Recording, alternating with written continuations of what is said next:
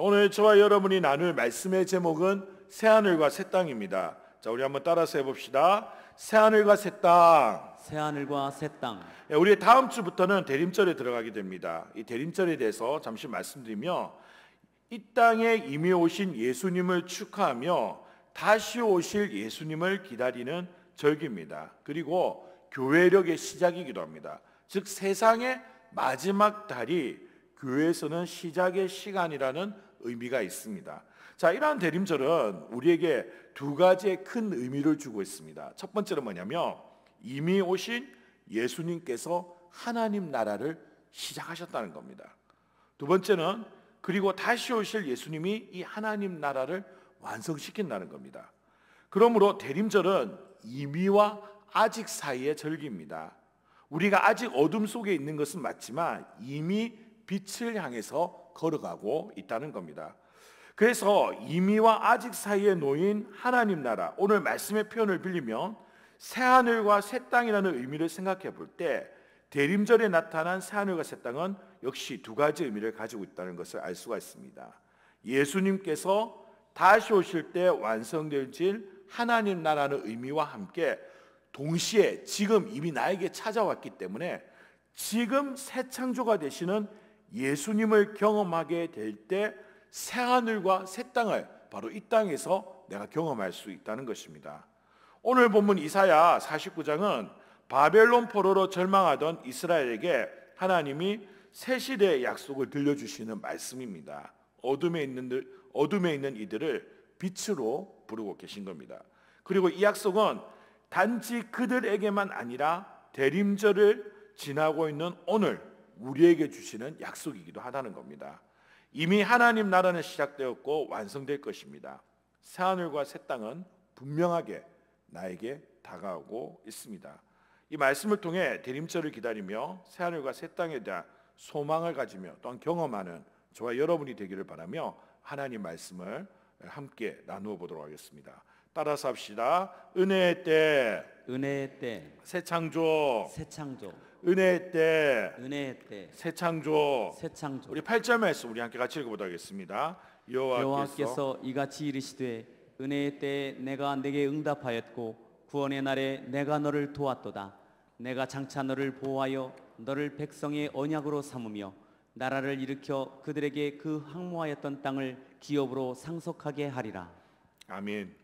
지금 이 말씀은 바벨론의 포로로 잡힌 유다 백성들을 위해 하나님께서 이사야 선지자를 통해 예언하고 있는 말씀입니다. 이 말씀은 포로에 있는 사람으로서는 도저히 믿기 어려운 선언이다 이렇게 볼 수가 있습니다. 현실은 포로예요. 삶은 다 무너져 버렸고 앞은 막막합니다. 자기의 어떤 개인적 힘으로 이 문제를 해결할 수 있는 그런 상황이 아니라는 겁니다. 그런데 하나님은 이들이 현실이 아닌 하나님께서 말씀하시는 미래를 볼 것을 지금 선포하고 있다는 겁니다. 하나님이 정하신 은혜의 때가 오고 있다는 거예요. 하나님이 정하신 구원의 날이 있다는 겁니다. 그들의 고향이었던 이스라엘은 어떻게 되었습니까? 예루살렘은 다 황폐하게 되었습니다. 그러나 하나님은 그 황무지를 오늘 말씀을 통해 다시 기업으로 회복시키겠다고 약속하고 있습니다. 하나님은 무에서 유를 만드시는 창조자이십니다. 또한 폐허를 새롭게 하여 새 창조를 하실 수 있는 새 창조자이시기도 하다는 겁니다. 오늘 이 말씀처럼 이스라엘 백성들뿐만 아니라 우리의 삶도 황폐할 때가 있다는 것입니다. 물질적으로 어려운 시간을 지나기도 하고 부모와 자녀가 혹은 주변 사람들과의 관계가 끊어져 외롭기도 합니다. 많은 어려운 일들 통하여 때로는 마음이 무너지기도 합니다. 건강이 어렵기도 합니다.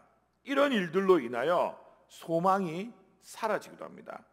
그런 우리에게 오늘 말씀은 다시 일어설 용기를 주고 있다는 것입니다. 하나님은 황무지에서도 새 일을 시작하신다는 겁니다. 그리고 그것은 단순한 회복이 아니라 새하늘과 새 땅을 미리 보여주는 새 창조의 역사라는 겁니다. 전보다 더 새롭게 놀랍게 하실 것을 선포하고 있다는 겁니다. 그래서 말씀은 이렇게 선포하고 있습니다. 우리 함께 2장 9절 말씀을 우리 함께 같이 읽어보도록 하겠습니다. 이 성전의 나중 영광이 이전 영광보다 크리라. 만군의 여호와의 말이니라. 내가 이곳에 평강을 주리라. 만군의 여호와의 말이니라. 아멘. 후에 하나님은 다시 예루살렘으로 포로가 되었던 이스라엘 백성들을 모십니다. 그리고 그들의 손에 의해서 지어진 새로운 성전이 그 이전 성전보다 더욱 영광스러울 것을 말씀하고 있습니다. 회복이 아니라 그 이상의 것을 주시겠다고 약속하셨고 그리고 이루셨다는 겁니다. 이와 같이 하나님은 절망에 갇혀 있는 자들에게 은혜의 때를 주시고 그 은혜의 때에 새 창조를 하신다는 것을 저 여러분이 믿으시기를 간절하게 소원합니다. 아멘. 그리고 바로 그 은혜의 때가 언제냐? 과거 이스라엘 백성에게만 있었던 것이 아니라 지금도 있다는 겁니다. 지금도 그 은혜의 때 구원의 역사, 새 창조의 역사 일어나고 있다는 것입니다. 그리고 이 새 창조의 역사는 새 창조자이신 예수님을 통해 나타난다는 겁니다. 따라서 합시다. 예수님은 새 창조자. 예수님은 새 창조자. 우리 안에 새 하늘과 새 땅을 만드시다. 우리 안에 새 하늘과 새 땅을 만드시다. 예수님은 새 창조자. 예수님은 새 창조자. 우리 안에 새 하늘과 새 땅을 만드시다. 우리 안에 새 하늘과 새 땅을 만드시다. 우리 9절 10절 말씀 우리 함께 읽어보도록 하겠습니다. 내가 잡혀 있는 자에게 이르기를 나오라 하며 흑암에 있는 자에게 나타나리라 하리라. 그들이 길에서 먹겠고 모든 헐벗은 산에도 그들의 풀밭이 있을 것인즉 그들이 줄이거나 목마르지 아니할 것이며 더위와 볕이 그들을 상하지 아니하리니 이는 그들을 긍휼히 여기는 이가 그들을 이끌되 샘물 근원으로 인도할 것임이라. 아멘. 흑암이 갇힌 자는 자유를 얻고 또한 굶주린 자들은 굶주리지 않고 목마르지도 않으며 더위와 볕에 상하지 않을 것이다. 말씀은 선포하고 있습니다. 자, 이 사역을 이루신 분이 누구시냐? 바로 예수님이시라는 겁니다. 예수님 이렇게 말씀하셨습니다. 마태복음 11장 5절 말씀 우리 같이 읽어봅시다. 맹인이 보며 못 걷는 사람이 걸으며 나병한 자가 깨끗함을 받으며 못 듣는 자가 들으며 죽은 자가 살아나며 가난한 자에게 복음이 전파된다 하라. 아멘. 요한복음 6장 35절 말씀도 우리 같이 읽어보도록 하겠습니다. 예수께서 이르시되 나는 생명의 떡이니 내게 오는 자는 결코 줄이지 아니할 터요 나를 믿는 자는 영원히 목마르지 아니하리라. 아멘. 예수님은 말씀을 통해 자신에서 분명하게 선포하고 있습니다. 모든 아픈 것을 고칠 것이라고 말씀하고 있고요. 굶주림도 없게 하실 것을 말씀하고 있습니다. 단순히 우리의 세끼에 식사를 채우는 정도가 아니라 영원한 생명의 떡이 되시고 생명수가 되셔서 다시는 굶주리지도 않고 목마르지 않겠다고 목마르게 하지 않겠다고 약속하고 있다는 사실입니다. 바로 이분이 예수님이라는 사실입니다.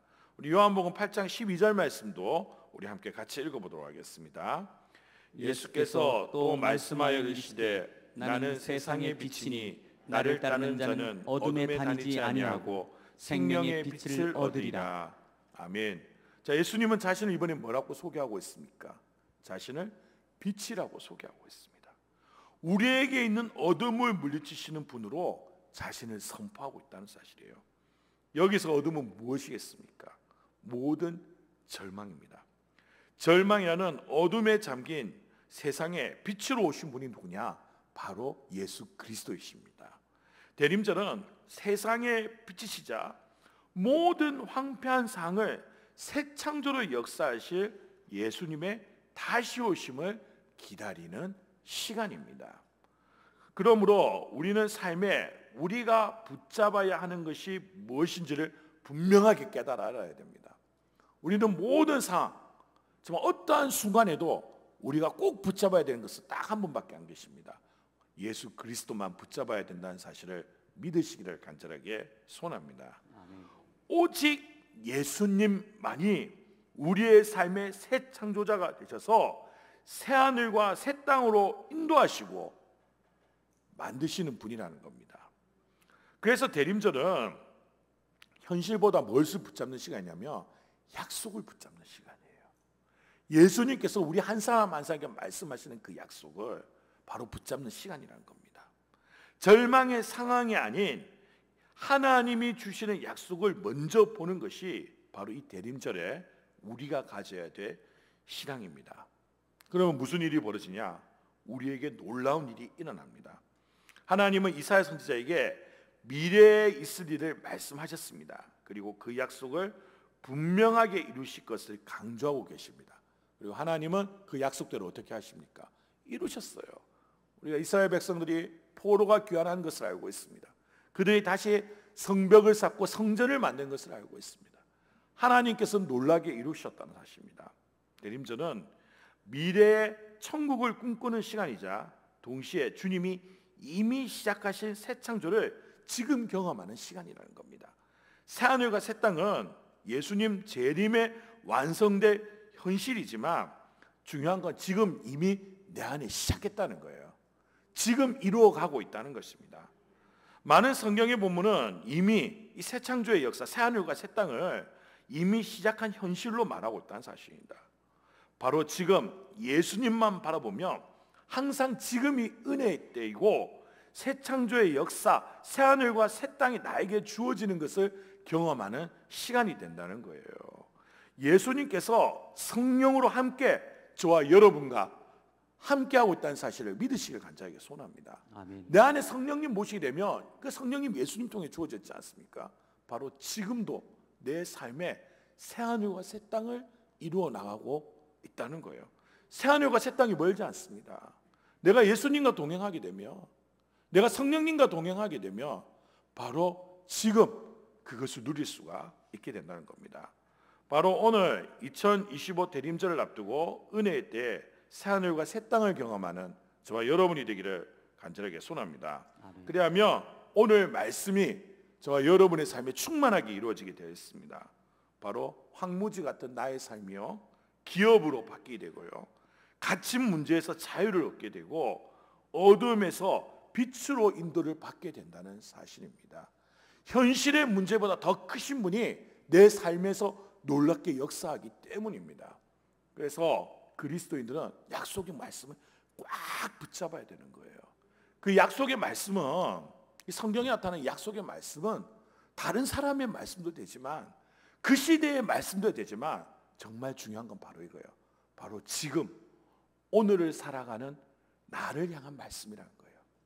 나를 향한 그 말씀의 약속은 나를 향해 있기 때문에 분명하고 확실하게 하나님께서 내 삶 속에 이루신다는 겁니다. 중요한 건 바로 이거예요. 내가 그 말씀을 받아들이느냐 받아들이지 못하느냐가 내 인생의 승패를 좌우한다는 겁니다. 내가 그 말씀을 받아내는 순간 설사 내 환경이 아무리 나쁘다고 하더라도 내 삶에는 새하늘과 새 땅의 역사가 일어나게 됐다는 겁니다. 하나님께서 새 창조의 역사를 일으키셔서 새하늘과 새 땅을 거닐 수 있도록 인도하신다는 거예요. 그리고 영원한 소망 대신 예수님의 다시 오심에 대한 소망 가운데 이 땅에 살아갈 수 있도록 나를 붙잡아 주신다는 겁니다. 오늘 말씀과 정말 이 말씀에 합당한 그 리화를 하나 들고 오늘 말씀을 마치도록 하겠습니다. 조니 에릭슨 타다라는 분에 대한 이야기입니다. 지금 화면에 나오시는 분입니다. 이 사진에 나오시는 분은 조니 에릭슨 타다라는 분인데요, 전신마비를 경험한 분이에요. 그래서 이 목 아래로는 아예 움직일 수가 없습니다. 그래서 이분은 어떻게 하냐면 입으로 붓을 물고 그림을 그립니다. 또한 이분은 입으로 이제 붓을 물고 그림을 그리는 화가로도 유명하지만 무엇으로 더 유명하냐면 복음 전도자로 더 유명하신 분입니다. 그런데 이분이 처음부터 장애가 있었던 것은 아닙니다. 원래 이분은 수영과 승마를 어린 시절 되게 좋아했다고 해요. 그러니까 수영과 승마를 좋아했다는 말은 무슨 말입니까? 굉장히 활동적이고 굉장히 건강했다, 그런 말이에요. 근데 17살이 되었을 때 이분이 미국 메릴랜드주 체셰픽 베이라는 하는 곳에서 수영을 하고 있었습니다. 수영을 좋아하니까 수영을 하고 있는데 수심이 얕은 곳에 다이빙을 하게 되는 거예요. 그래서 바닥에 어디가 부딪히게 됐냐면 목이 부딪히게 됩니다. 그래서 목뼈가 부러지게 돼요. 그래서 거의 죽을 뻔했다가 살아는 났지만 목 아래로는 다 전신마비가 되어버렸습니다. 목 위만 움직일 수가 있게 되었고, 목 아래는 완전히 마비돼서 아주 전혀 조금도 움직일 수 없는 심각한 장애인이 되고 말았습니다. 워낙 건강하고 활동적이었던 사람이었기 때문에 이런 일을 경험하니까 마음이 어떻겠습니까? 완전히 절망을 경험하는 거예요. 소망이 자신의 삶에서 사라져버린 겁니다. 그래서 너무 괴로우니까 우울증이 밀려오게 되고 죽고 싶은 마음밖에 안 드는 거예요. 죽고 싶어도, 근데 문제가 뭐죠? 손과 발이 제대로 움직이니까, 못 움직이니까 죽지를 못하는 거예요. 하루는 친구에게 뭘 갖다 달려면 면도칼을 좀 갖다 달라고 했어요. 그걸 어떻게 해서든지 간에 제가 상처를 입고 출혈로 죽고 싶어가지고요. 근데 이제 손발을 제대로 못 움직이니까 그렇게 되지도 못하는 겁니다. 그래서 계속 눈물만 흘리는 삶을 살아가는 거예요. 근데 이분에게 가장 귀한 축복이 있었어요. 어떤 축복이 있었냐면 그 주변 사람들이 믿음의 사람들이었다는 거예요. 가족과 주위의 친구들이 다 믿음의 사람들이었습니다. 그래서 계속해서 기도해주고 와가지고 말씀으로 계속해서 권면해 주는 겁니다. 한 번은 병상에 있는 그녀에게 그 친구들 중 누가 한 명이 찾아와서 어떤 말씀을 전했냐면 요한복음 10장 10절 말씀을 전해 주었습니다. 도둑이 오는 것은 도둑질하고 죽이고 멸망시키려는 것뿐이요 내가 온 것은 양으로 생명을 얻게 하고 더 풍성히 얻게 하려는 것이라. 그러니까 이 말씀을 처음엔 들었는데 전혀 마음에 와닿지가 않는 거예요. 받아들일 수가 없었습니다. 아니 뭐 생명을 얻고 풍성히 얻게 하다니, 내가 지금 온몸이 다 마비가 된 전신마비 장애인인데 나한테 무슨 풍성한 은혜가 있냐고, 이 말씀은 나하고 상관없다고 그렇게 생각했습니다. 이해할 수도 받아들일 수도 없는 말씀이었습니다. 그런데요, 끈질긴 기도가 이기게 되어 있습니다.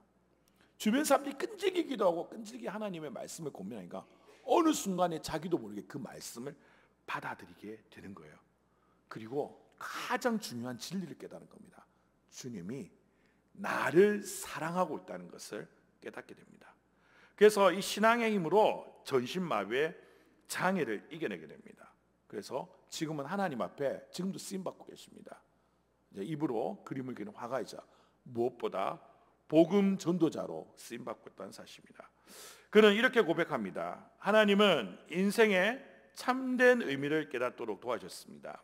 지금 생각해보면 전신마비로 인한 내 모든 시련은 바로 하나님의 사랑이 제게 임하신 것임을 확신합니다. 하나님께서는 내 고통 뒤에 이유를 두셨고 그것을 알고 나니 세상은 완전히 달라졌습니다. 새 창조의 역사가 일어나서 이분의 마음에 새하늘과 새 땅이 임한 것입니다. 다시 한번 말씀드립니다. 새하늘과 새 땅은 이미 예수님을 통해 나에게 다가왔습니다. 그리고 앞으로 다시 오실 때 완성되어질 겁니다. 믿음으로 예수님을 바라보며 성령님과 함께하게 될 것이고, 절망과 어려움 속에서도 새하늘과 새 땅을 바로 지금 누릴 수가 있게 되고요, 소망 가운데 새하늘과 새 땅을 바라볼 수 있게 된다는 것입니다. 하나님이 열어주신 새하늘과 새 땅의 약속을 가슴에 품고 그 약속을 오늘의 삶에서 살아내는 저와 여러분이 되기를 간절하게 소원합니다. 지금 이미 시작하셨고 완성하실 것입니다. 내 삶에 충만하게 역사하실 것입니다. 이번 대림절에 새하늘과 새 땅을 충만하게 누리는 저와 여러분이 되기를 간절하게 소원합니다.